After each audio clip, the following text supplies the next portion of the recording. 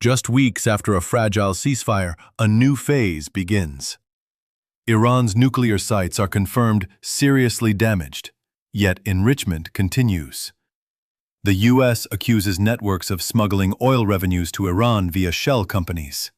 Now Iran threatens to exit the Non-Proliferation Treaty and blocks U.S. Navy vessels in the Gulf. What happens when sanctions return and trust is lost? This is Context Daily, Iran and America's renewed showdown. Technology and covert networks played a silent role. Mossad drones disabled Iran's missile infrastructure before the June airstrikes. Though U.S. strikes degraded Fordows cascades, intelligence indicates Iran retains enriched uranium stockpiles.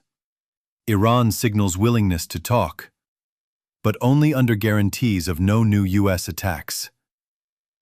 As diplomacy stalls, the battleground has shifted into the shadows.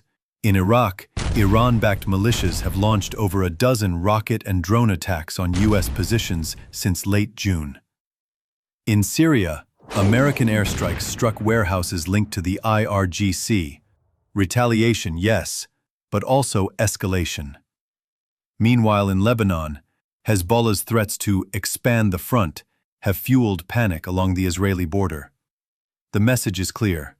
If Iran bleeds, its allies will make others bleed too. On the high seas, the Strait of Hormuz has become a pressure valve for the conflict. In early July, Iranian speedboats harassed two commercial tankers, forcing U.S. warships to intervene. British intelligence reports a spike in GPS jamming, spoofing, and suspected sabotage, digital piracy in modern warfare. And while global attention shifts elsewhere, oil prices continue to swing wildly, reminding us that the ripple effects are already global. Back in Washington, the crisis has become a wedge issue.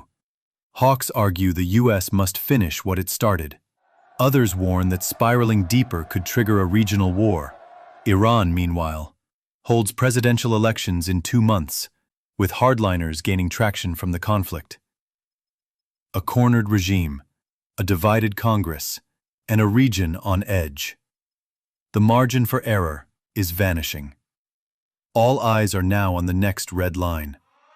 Will it be a fatal missile strike? A strike on a civilian target? A public withdrawal from the Non-Proliferation Treaty? Or will a back channel save the day, again, just before the point of no return? We don't know what the next 24 hours hold, but we do know this: the fuse is burning. In this conflict, silence doesn't mean peace. It means waiting for the next blow. Stay informed, stay sharp, and don't look away. This is Context Daily, where the surface ends and the story begins.